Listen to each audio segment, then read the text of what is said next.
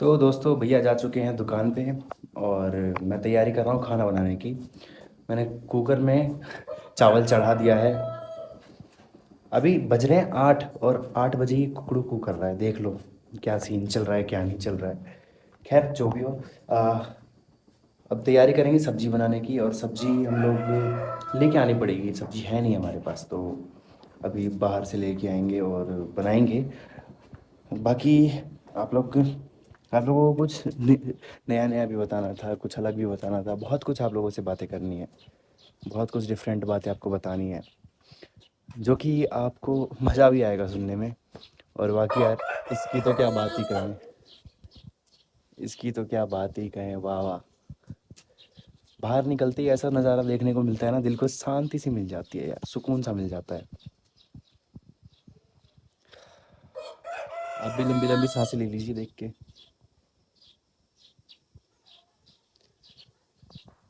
बाकी आप लोगों को अब मैं क्या ही बोलूँ। मुझे मेरा यहाँ पे दूसरा दिन है ये, और ऐसी काफ़ी बातें हैं जो मुझे आपको बतानी है। एक मिनट। हाँ,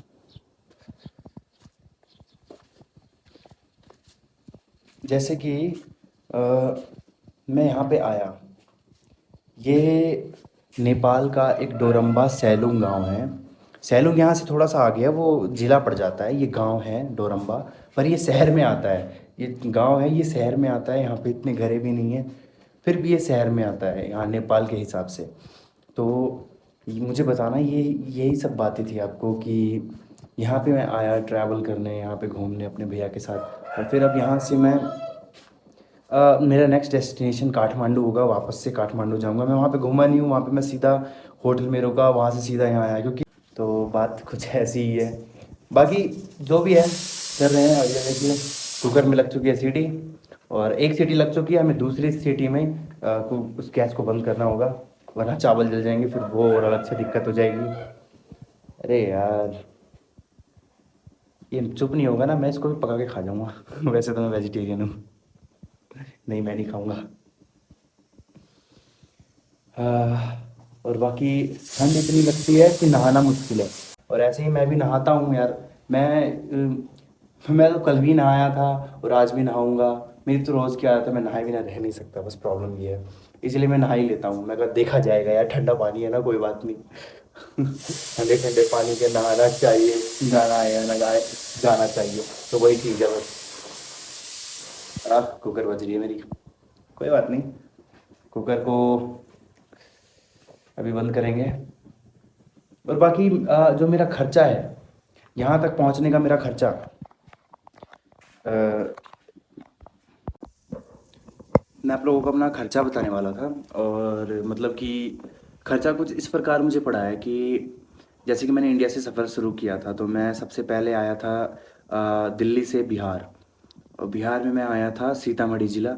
सीतामढ़ी ज़िला से फिर मैं आया सुरसंड गांव, और सुरसंड गांव से मैं आया जलेसर। तो इंडिया का जो खर्चा है दिल्ली से बिहार के लिए जो मेरा लगा था, वो मैं ट्रेन से आया था।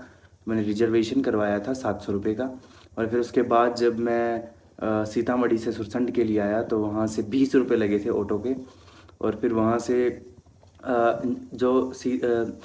फिर जो सुरसंड गांव था, सुरसंड गांव से भिट्टा मोड़ के लिए फिर मेरे 20 रुपये लगे थे। और फिर वहाँ से भिट्टा मोड़ से नेपाल में एंट्री लेते वक्त मेरी बैग चेकिंग हुई थी, और सब कुछ हुआ था इंडियन आर्मी के द्वारा। नेपाली आर्मी ने कुछ नहीं कहा मुझे। और मैं वहाँ से सीधा चलता आ गया था, क्योंकि मेरे पास लैपटॉप वगैरह थे। तो कई दिक्कतें ये होती हैं कि कोई सामान चोरी का होता है, ये होता है, पर नहीं, मैं तो स्टूडेंट हूँ। तो मैं तो ट्रैवलर हूँ, तो ट्रैवलर का काम क्या है, वो उसको तो ये सब चीज़ें लेके चलनी ही होती है, ताकि वो अपने एडिटिंग वगैरह, वीडियोस वगैरह ये सब कर सके। इसीलिए ये सब भी लेके चलना ज़रूरी था, तो मैं लेके चल रहा था। और मैंने इन सब का बिल वगैरह भी दिखाया। वैसे इतनी दिक्कत आती नहीं है, बिल वगैरह दिखाने की ज़रूरत नहीं है, पर मैंने फिर भी कहा कि सर आप देख लीजिए, आपको यकीन नहीं होता है तो। हाँ, मैंने दिखाया उनको। और उसके बाद मैं मतलब नेपाली हेलीकॉप्टर जा रहा है। और मतलब नेपाली जो आर्मी थे, उन्होंने मुझे कुछ नहीं कहा, उन्होंने मुझे सीधी एंट्री बॉर्डर से क्रॉस करने दी। और फिर वहाँ से बॉर्डर क्रॉस करने के बाद वहाँ पे बहुत सारी बस और टेम्पू खड़ी रहती है। मैं वीडियो में मैं ऑलरेडी आपको सब कुछ दिखा चुका हूँ। बाकी मैं आपको खर्चा बता रहा हूँ।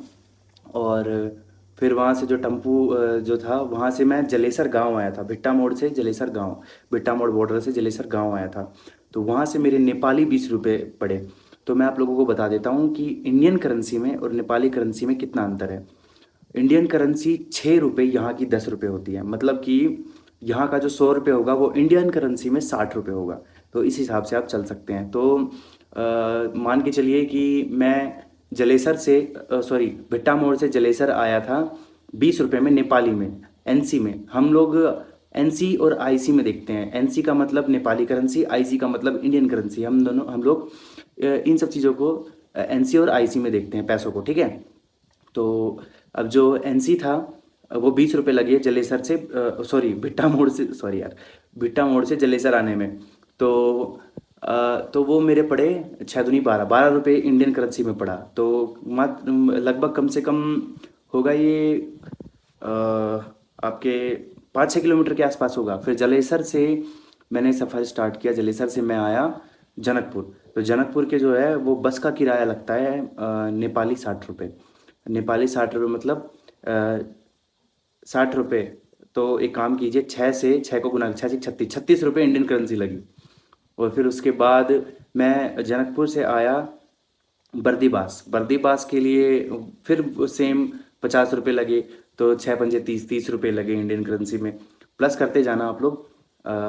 और फिर उसके बाद बर्दीबास से हम लोगों ने गाड़ी पकड़ी ये काठमांडू के लिए। तो काठमांडू के लिए जो मेरा किराया बहुत ज़्यादा एक्सपेंसिव था, बाकी यहाँ के करेंसी के हिसाब से, अपने इंडिया करेंसी के हिसाब से नॉर्मल ही था। मुझे इतना कुछ अच्छा खासा महंगा लगा नहीं।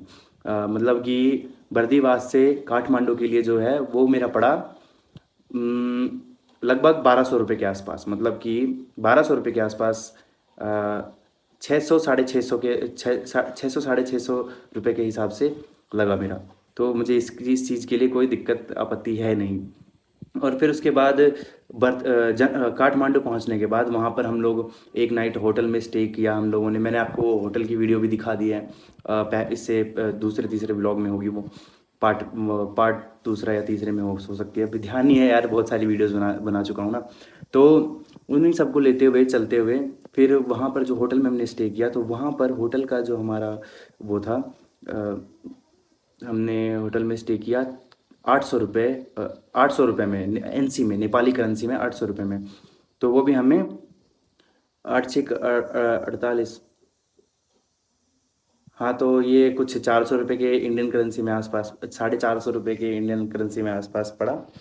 और मतलब काइंड ऑफ बहुत ही चीप था इतना। और होटल भी बहुत अच्छा था, शानदार था। और वहाँ का खाना भी अच्छा था। वेजिटेरियन के लिए वेजिटेरियन, नॉन वेजिटेरियन के लिए नॉन वेजिटेरियन, सारे खाने वहाँ पे उपलब्ध थे। तो आपको दिक्कत होगी नहीं काठमांडू ट्रैवल करने में। और फिर उसके बाद हम लोग अगली सुबह वहाँ से हम लोगों ने इस गांव के लिए, जिस गांव में अभी मैं मौजूद हूँ, इस गांव के लिए सिर्फ 4 बस है। 2 बस सुबह खुलती है, 2 बस शाम को खुलती है। वहाँ से, यहाँ से, वहाँ से 2 बस सुबह खुलेगी, 2 बस यहाँ से सुबह खुलेगी, फिर शाम को खुलेगी, फिर शाम को खुलेगी। आने जाने का जो टाइम है वो 5 या 6 घंटे का होता है रास्ता। और रास्ते भी ऐसे ऐसे ऐसे पता नहीं कहाँ कहाँ पहाड़ों में से, जिनका कमज़ोर दिल है वो तो बस में भी नहीं बैठ सकते, सर्वाइव कर ही नहीं सकते। तो उन सब के लिए तो मैं कहूँगा प्लीज़, अगर आपको करना है, अगर आपको निडर बनना है तो सर्वाइव कीजिए। आइए देखते हैं आप में भी कितना दम है। तो बस फिर उसके बाद बर्दीबास के लिए जो हमारा किराया काठमांडू से, सॉरी, काठमांडू से हमारा जो किराया ये डोरम्बा के लिए लगा, डोरम्बा गांव के लिए हमारा किराया लगभग वो भी 1200 रुपये के आसपास ही पड़ा। तो इंडियन करेंसी में भी, आईसी में भी वो भी इतना ही पड़ा, मतलब 600 साढ़े 600 रुपये के आसपास। और फिर यहाँ पे मैं पहुँच गया यहाँ। उसके बाद तो आप लोग देख ही रहे हैं, बस ये डिटेल आपको देनी थी और ज़्यादा कुछ देना नहीं था। और इसके बाद मेरा जो सफ़र होगा वो स्टार्ट होगा काठमांडू के लिए। यहाँ से मैं वापस काठमांडू जाऊँगा, फिर वहाँ पर आपको कुछ कुछ नई चीज़ें दिखाऊँगा। मेरे साथ हो सके तो जुड़े रहिएगा। बाकी मुझे इस बार यहाँ पे ही घूमना था और मैं यहाँ पे अच्छा खासा आ गया। और आप लोगों को भी आना हो तो कोशिश कीजिएगा। मैंने भी कोशिश की, मैं आया। खैर मेरे तो भैया थे इसलिए मैं यहाँ पे आ सका। कोशिश की क्या क्या ही बात करूँ, मेरे सर पे तो हाथ था भैया का। पर यहाँ से मेरा सफ़र अकेला ही होगा, तो यहाँ से जो आगे दिक्कतें होने वाली है वो मैं अकेले ही झेलूँगा। तो सोचिए क्या होना है। और यहाँ पहाड़ है, रास्ते भी इतने ख़तरनाक है, यहाँ की लैंग्वेज मुझे नहीं आती, मुझे समझ में भी नहीं आती यहाँ की लैंग्वेज, बस यहाँ की जो गिनती है वो सेम है। तो आप लोग सोचिए कि कैसे यहाँ पे रहना होगा, कैसे यहाँ पे क्या करना होगा। बहुत मुश्किल है करना यार, जो भी करना है। बाकी आप लोग रहिए साथ में तो कोई दिक्कत नहीं होगी। और पता है आपको मैं एक सब्जी दिखाऊंगा, जो आप देखोगे तो आप इंडिया में इसके बारे में किसी ने सुना भी नहीं होगा। नेपाल के लोग जानते होंगे इसके बारे में, पर इंडिया के लोगों को नहीं पता होगा। एक सब्जी है जो कि बिल्कुल टेस्ट में आलू की तरह है, पर वो आलू नहीं है, वो बहुत ही बड़ा सब्जी है। इतना इतना बड़ा बड़ा सब्जी है, मैं आपको दिखाता हूँ। वेट, एक मिनट रुकना। ये देखो, मैं आपको दिखाता हूँ।